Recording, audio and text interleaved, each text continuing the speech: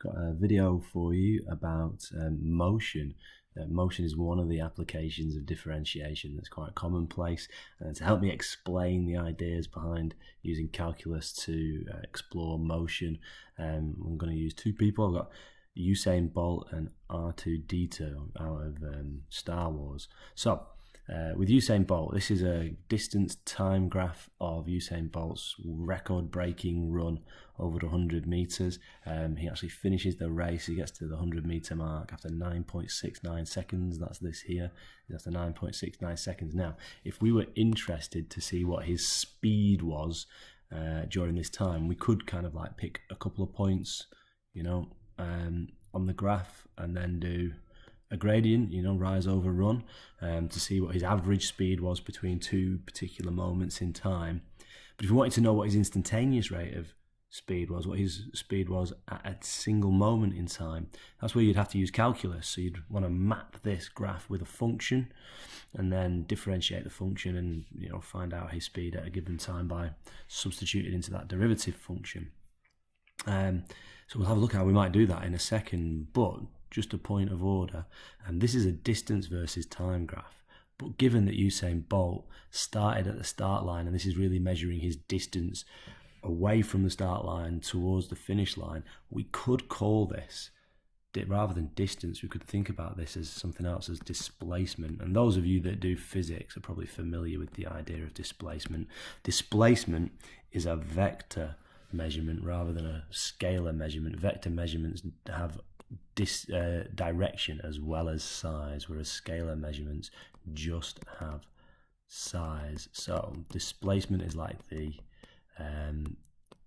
vector version of distance. And if you think for a moment, like, of course, when he runs the race, Usain Bolt runs towards the finish line. That's the whole point of a 100-meter race. But imagine if he just went a bit rogue and ran backwards instead, then we could think about that distance the other side of the start line as being like a negative distance. He's moved in a negative displacement. Okay, so to have a look at this idea of creating a function from some motion, I've got R2D2 just here. He's just there at -5. I'm going to say that R2D2 starts off at home. That's his little house there. His little house. So he's at his little house, right? And he's decided he's got to go out to do something. And so we could map his position relative to his house over time on the graph on the right, yeah? So at 0 seconds, he's at home, so his displacement is 0.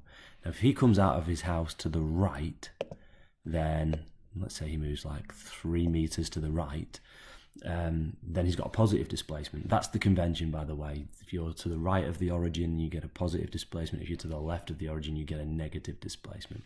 So R2D2 has gone 3 meters to the right. So after 1 second, his displacement is +3. But he's realised that he's only gone and left the house in the wrong direction. So he's got to turn around, right? And generally, when bodies are in motion, they don't instantly stop. They have to slow down first. So over the next second, he's still travelling to the right, but only a bit slower, right? A third of the pace. So he's only gone 1 meter to the right. So after 2 seconds, his displacement is +4. And then he's turning around, going back the other way. So after 3 seconds, he's gone back to a displacement of +3. And then he's starting to pick up a bit of speed. He's back to where he started now after 4 seconds.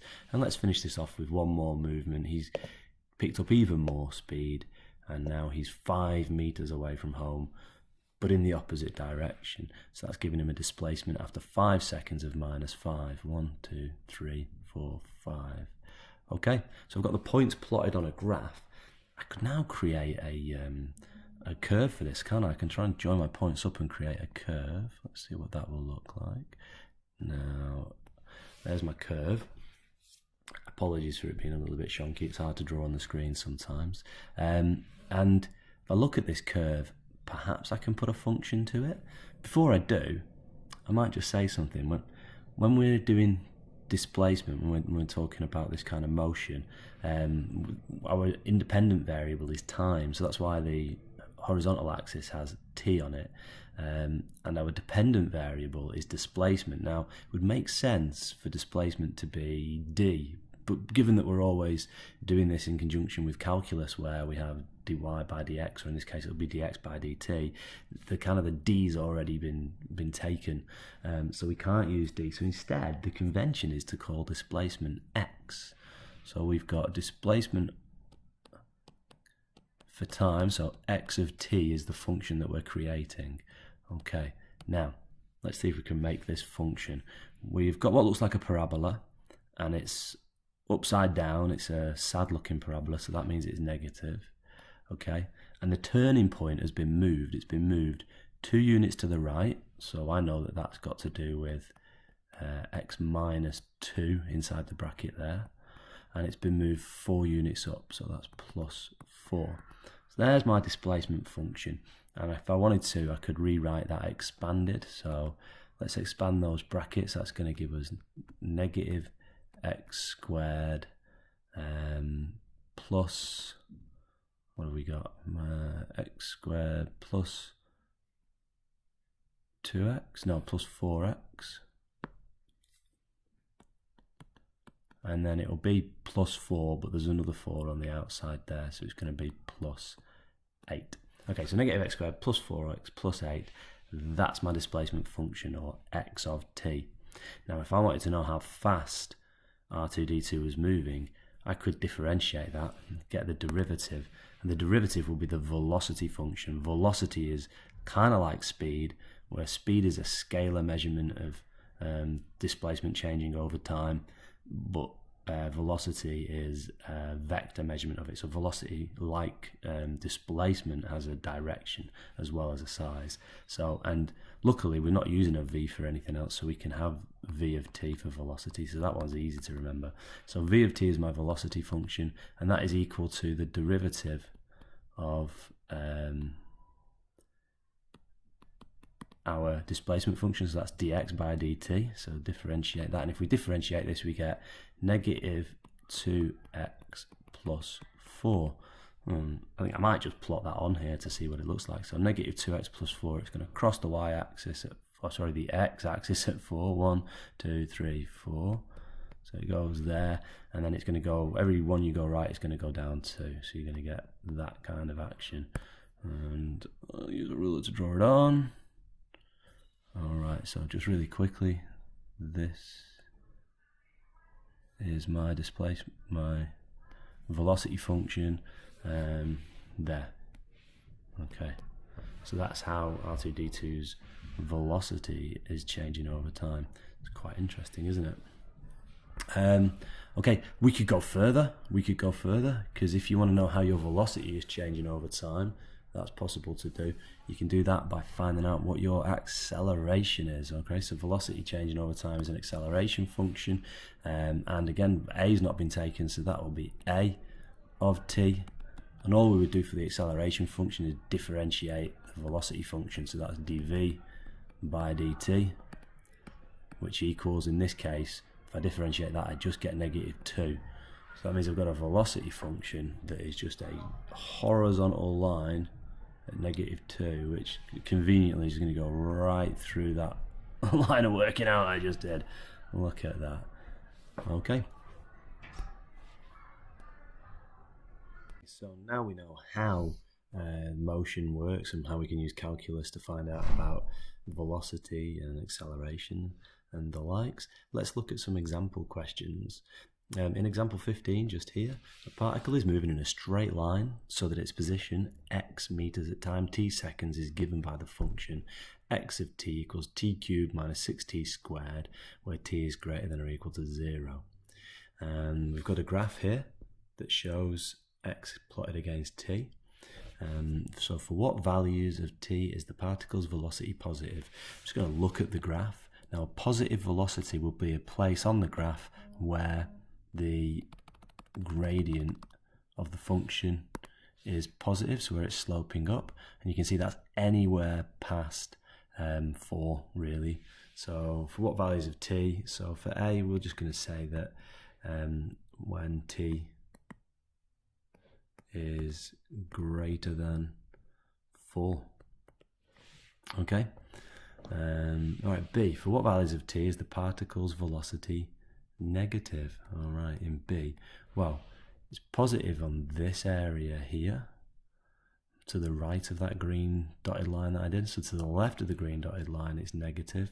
So we're going to say it's got negative velocity between 0 and 4. All right.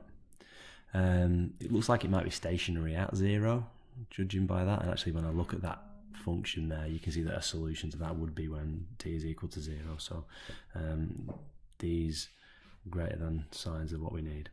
Okay. C. Find the average velocity of the particle from t equals 0 to t equals 4. Okay, so to find an average velocity, you take the displacement and you divide that by the change in time. So the change in displacement divided by the change in time will give you the average velocity. I'll just write that down. Average velocity equals change in displacement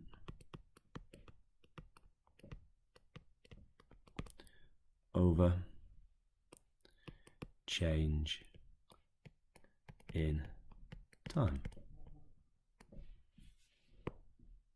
We'll use the capital delta as a symbol. All right, change in displacement over change in time. Right, well, the displacement then, it looks like, judging from this graph, that change in displacement at 4 is going to be from 0 to negative 30, isn't it? Yeah?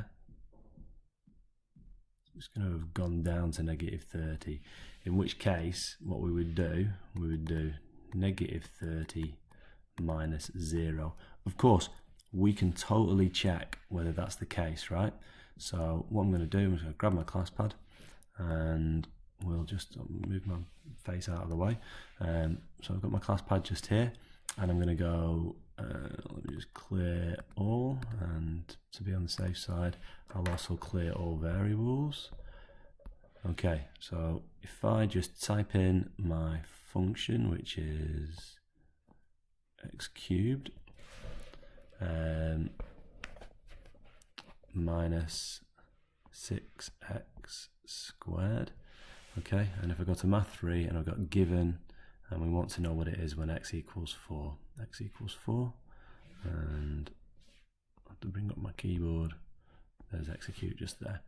All right, I've got negative 32, so I was slightly off actually, it's not 30, it's 32, so a good job that I checked. Okay, so it's negative 32 minus 0 over the change in time, which is 4 minus 0, and this is going to give us a negative answer, so we've got a negative velocity, and the negative velocity will be negative 32 divided by 4, which equals negative 8. Now let's check the question for the units here. So it's x meters after t seconds, so the velocity is negative 8 meters per second. Okay,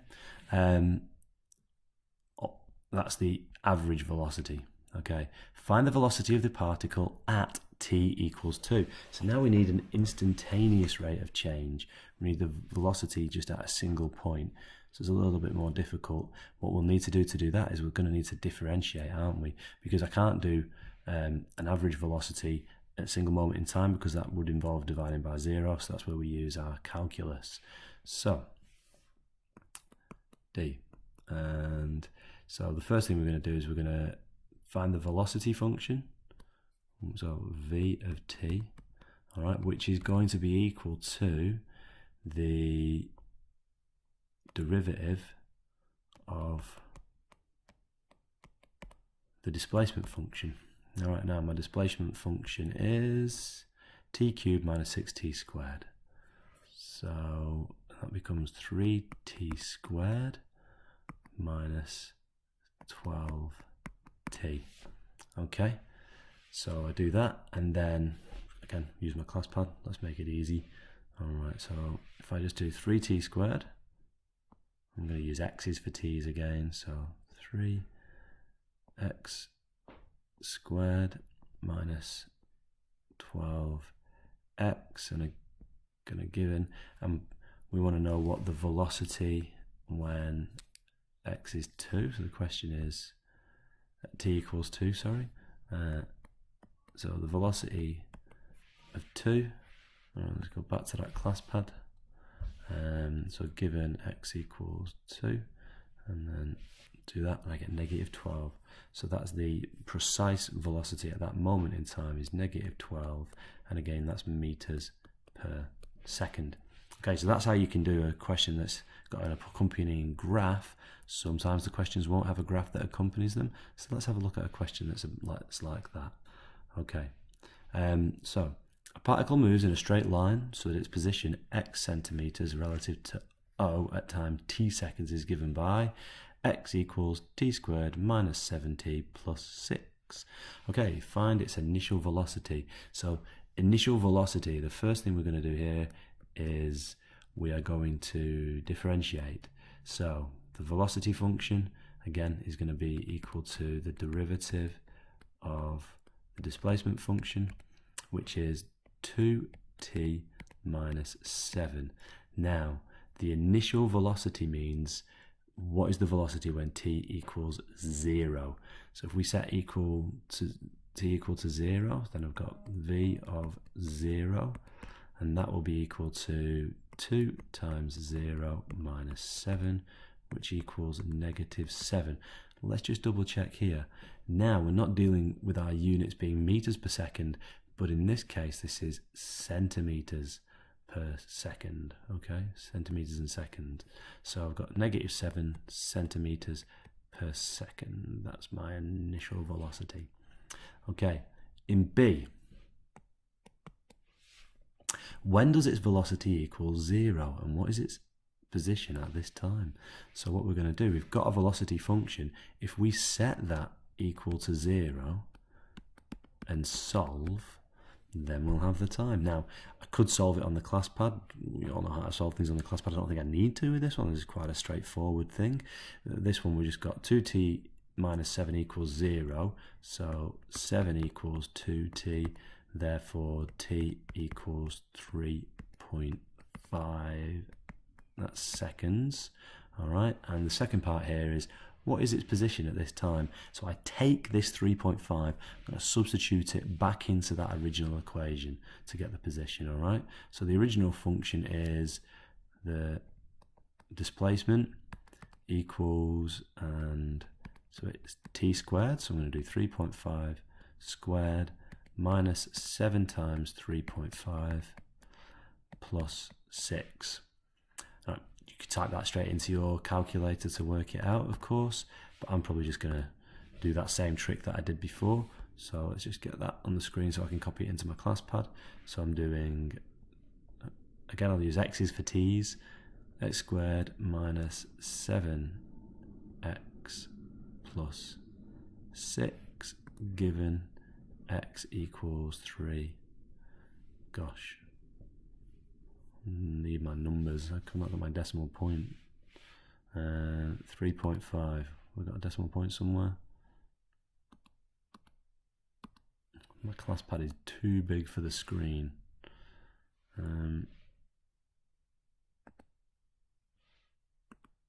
There's a decimal point. Look at that. I found one eventually. 3.5. Okay, hit execute. I get negative 6.25. So it says, when does the velocity equal 0 and what is its position at this time? So it equals 0 at 3.5 seconds and its position is negative 6.25. That means 0 velocity after 3.5 seconds. The position is 6.25 centimeters. Now remember, negative means to the left, so that is left of the origin. So we've got to interpret that negative 6.25 to be to the left of the origin. Okay, part C. What is its average velocity for the first 4 seconds? So remember, we'll get the displacement after 0 seconds, after 4 seconds, find the difference in displacement, divide that by the difference in time, which will be 4 seconds. Find the difference in displacement. Well, just looking at this function here, the initial displacement will be when t is 0, so this will be 0 squared minus 7 times 0, so they'll disappear.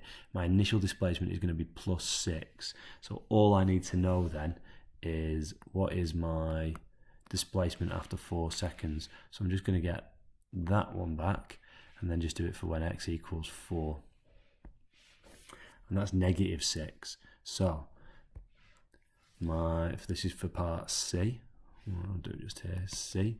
Alright, so the average velocity is going to be 6 minus negative 6 over 4 minus 0, which is going to give us 12 divided by 4, which equals 3. And remember, we're dealing with centimeters per second.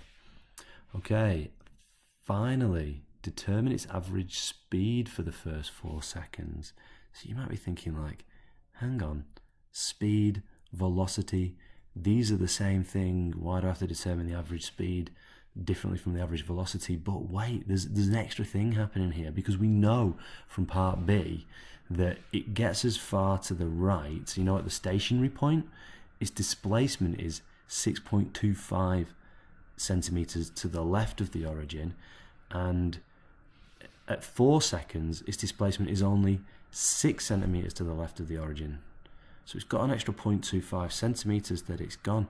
And because velocity is a vector measurement, then the extra 2.5 seconds, it doesn't matter, that the difference between the two displacements is all that matters for velocity. But for speed, we need to calculate the total distance covered and then divide that by the total time taken.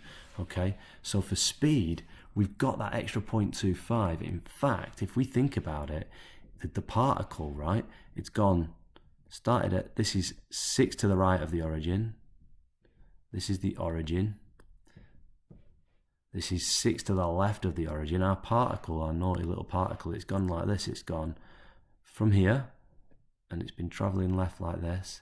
Then it hits a stationary point there and comes back to here, right? So it's not done an extra 0.25. You know, if you zoom in on that last bit, it's gone 0.25 past. You know, this distance here is 0.25 centimeters, and it's gone 0.25 past 6. Negative 6, and then come back again. So it's got an extra 0.5. So the total distance covered is 12.5, yeah, centimeters, and it's still taken 4 seconds to do that, divided by 4. So your speed is 12.5 divided by 4, which equals whatever 12.5 divided by 4 is. I can't be thinking about how to do that. I'm going to need this screen again, aren't I? 12.5 divided by 4. Let's try that again with the right numbers. 12.5 divided by 4. All right, 3.125. So equals 3.125, which is saying we've got a speed of 3.125 centimeters per second. And we are done for today. So hope you've enjoyed the video. I hope it's been useful, and good luck with exercise 18F at the beginning of. Thanks. Wait. Did you spot my mistake from earlier? Okay, so back to part C. And then, you know, I mentioned at the start of the video that we're dealing with vector measurements, and that velocity is a vector measurement of how distance changes over time, displacement changes over time. Well, I only went and put my two displacements the wrong way around in this calculation. It should be negative 6 minus 6, which means that we've got a negative 12 over 4 and a velocity of negative 3 centimeters per second. So everything should have been negative, and I knew that earlier on. Really sorry about that. I guess that's what happens when you do things live. All right, good luck with exercise 18.